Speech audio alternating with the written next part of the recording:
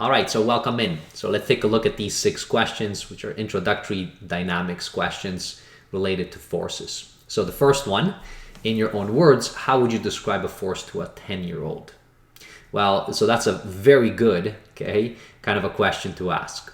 Now, if you're going to be relating forces and trying to explain it to someone, one of the easier ways to do it is always to think about forces and relating them back to either pushing something or pulling something. So physically, those two, someone who's younger would definitely be able to understand. So you can certainly push, you can take an object, or, if it's someone smaller, you can say, okay, well, I'm pushing you and slowly, maybe they're moving backwards. Or a pull, and you can take a person and you can slowly pull them towards you, and then maybe they're going to be kind of shifting, towards.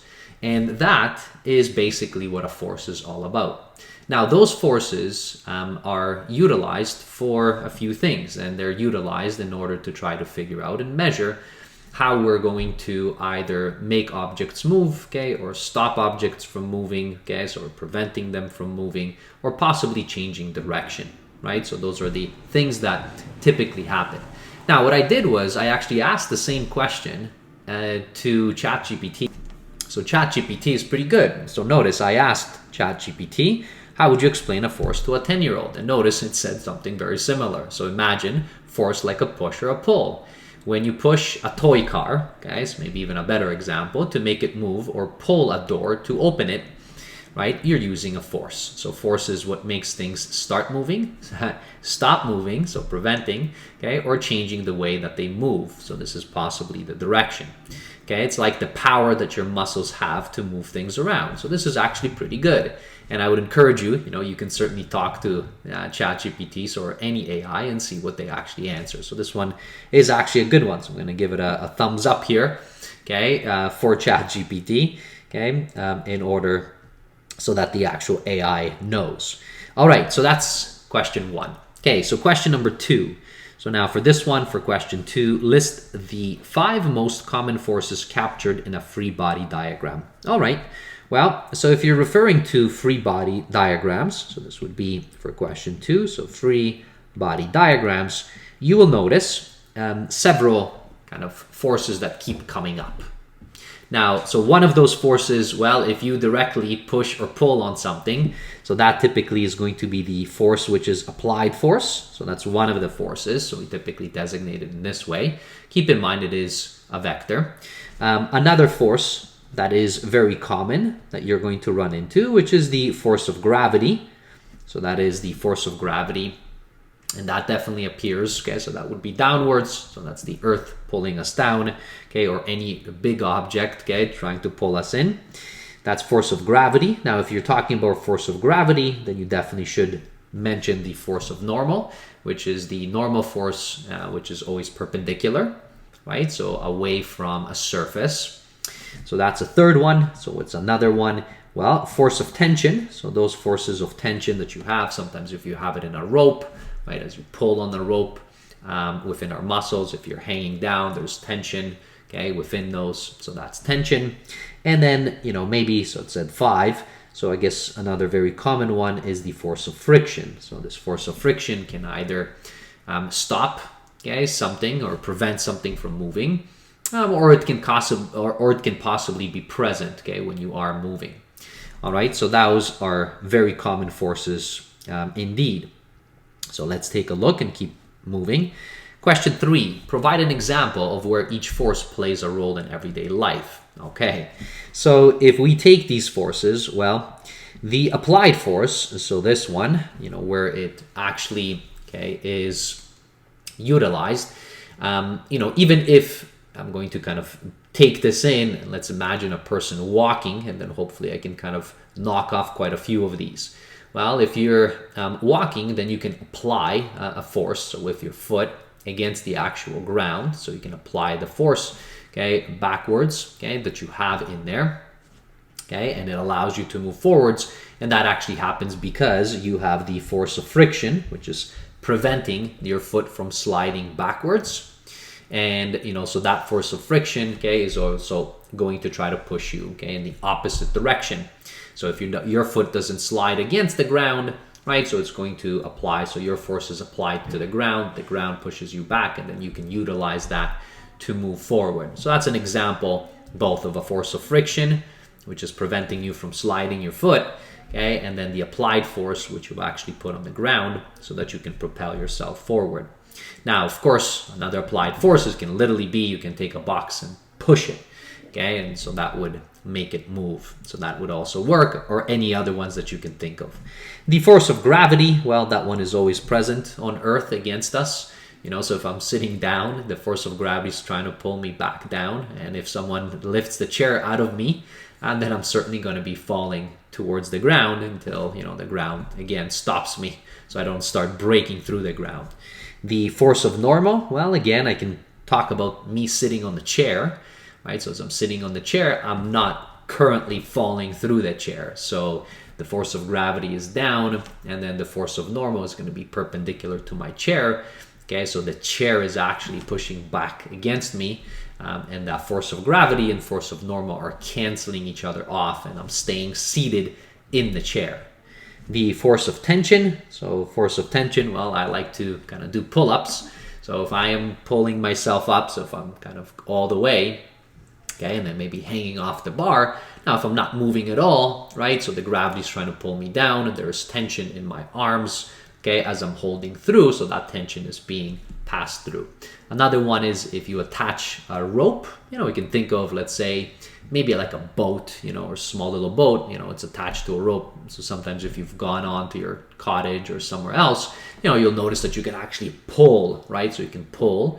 So you're applying a force to the rope, and then that rope, so there's tension within it, it's being passed over, and it's kind of trying to drag the boat back in, okay, to shore, and then so you can tie it up.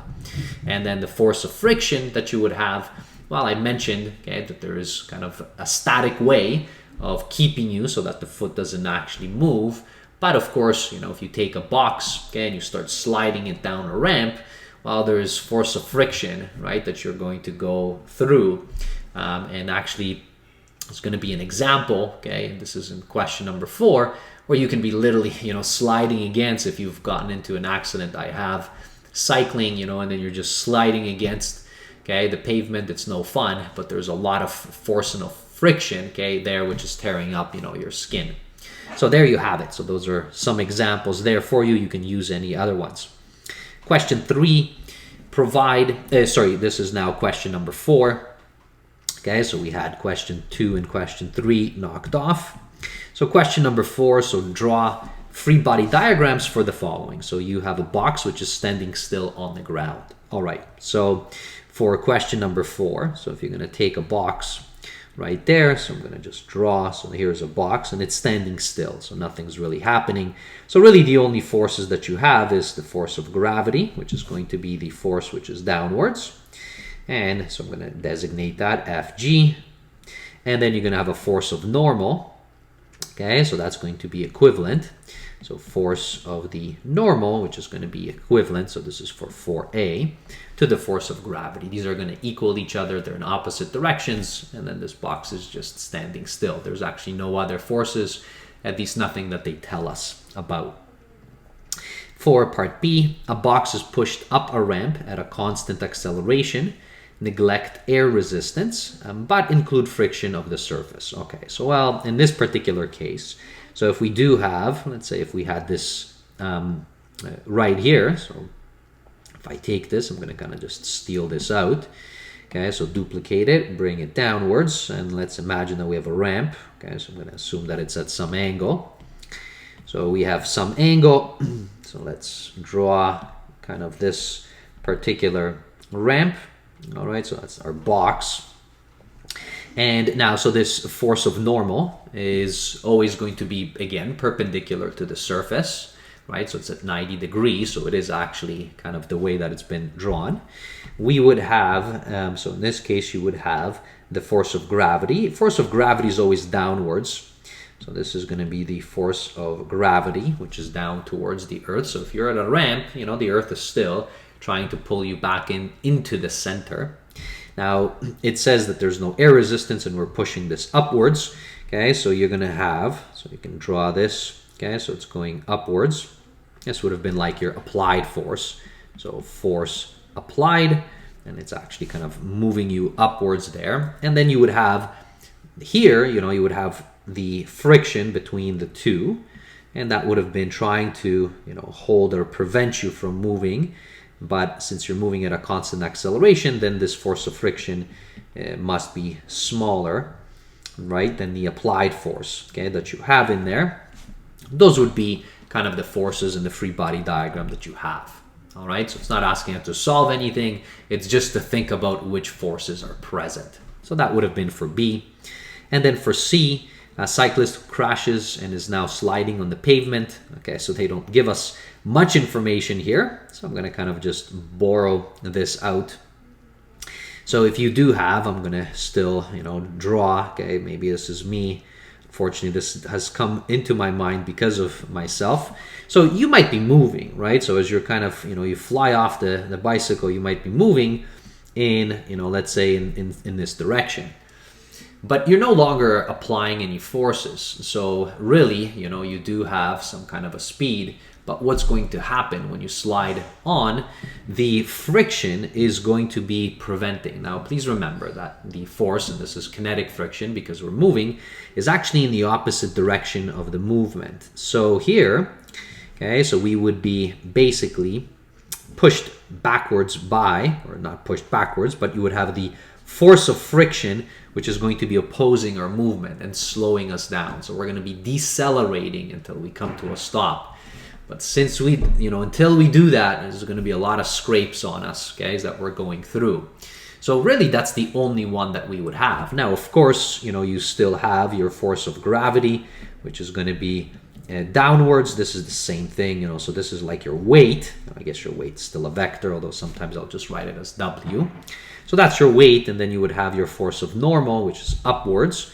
Now, these two would cancel each other off, okay? So really the only one is going to be that force of the friction, which is trying to stop you from moving. And that would have been, C. So this is for C, this one was for B, and this is for A. Now, question number 5. So now for this one, so let me just copy this, bring it down. So this is not a very difficult one. So for this question, it's asking us, convert between newtons and pounds, right? So it does give us an assumption. So here assume 1 newton is equal to 0.2245 pounds. You can take more decimal places, but this is what they give us on the conversion side. So that's actually pretty simple to be able to do. So this one for part A, so if you have 14.8 newtons, now this is going east, right? So if you want to change this back, this is just a unit conversion. So 1 newton, 0.2245 pounds, and you would obtain your result. So let's see what this would give us. 14.8 multiplied by 0.2245, and that would have given us 3.32. Now I'm only going to keep 3 significant figures, okay, because it doesn't tell us to round anything. So we should just kind of keep the same amount that we started with. So this is going to be 3.32 pounds. So it's not a very big force. Now the other one, so this one is from pounds back to newtons. Well, so you would do the same thing. So 3.5 pounds multiplied by, now in this case, the pounds are going to go at the bottom. So 0.2245 pounds. And you're going to put the newtons up on top. Maybe I'll just shift this down so it doesn't get confused with the other question there. So there you have that. So now let's see what this would give us. So 3.5, and I guess divided by 0.2245. So this is approximately 15.59 and so on. Again, this is 2 significant figures. So I can just round this to 16 newtons. Okay, so that's what it would be to 2 sig figs. At least for this question, that's pretty much it. And now, don't forget your directions. So the first one you can keep east, okay, and then the second one you can keep and make it up. All right, so that's all that you would have. Question number 6, which is the last one. Show that 1 kilogram is approximately equal to 2.2 pounds, assuming that 1 newton is 0.2245. All right, so this is interesting because this will kind of force you back. So if you think about the force itself, so if you remember, the net force is equal to mass times kind of acceleration, right? So that's what we have. So now this is coming from Newton's second law. Now I'm just going to take a step backwards. So here, if you're going to do this, so it says that we have, and it's referring us to 1 kilogram. Okay, so now what is exactly 1 kilogram, and then how does it relate back to, okay, the actual pounds, because kilogram is a mass. So if you remember, okay, so for this, if you take this and think about weight, right? So if you go back and think about weight, then this was just mass times g, which is gravity, right? So due to acceleration. So this is what we would have in general. Now, so please take a look and see that this is going to be, let's say, 1 kilogram. Okay, now the gravity, we assume is around 9.8 meters per second squared. So what that tells us is that the weight of 1 kilogram is 9.8, or at least approximately, newtons. Right? So this is downwards for weight. And it's really coming just through, mass times acceleration and leading back to the weight equation. So now, if you want to be able to find out and show that it's 2.2 pounds approximately, so you can use the conversion. So now in here, so this is 1 Newton, 0.2245 pounds. Now if you substitute this back in, right, so what will you get? And that's going to be 9.8 times 0.2245. Well, and there you go. So 2.00, etc. So approximately 2.2 pounds. And you started off with 1 kilogram, right? And that is the reason why very often, if you take a kilogram, you can multiply it by 2.2 pounds and you'll know, okay, what the actual weight is in pounds. Or if somebody gives you the weight in pounds, you can divide by 2.2 pounds and you get the approximate answer, how much it would be in kilograms. That is it. Okay, so that's it for this video. I hope that you found it useful. We'll see you in some future ones. Bye, everybody.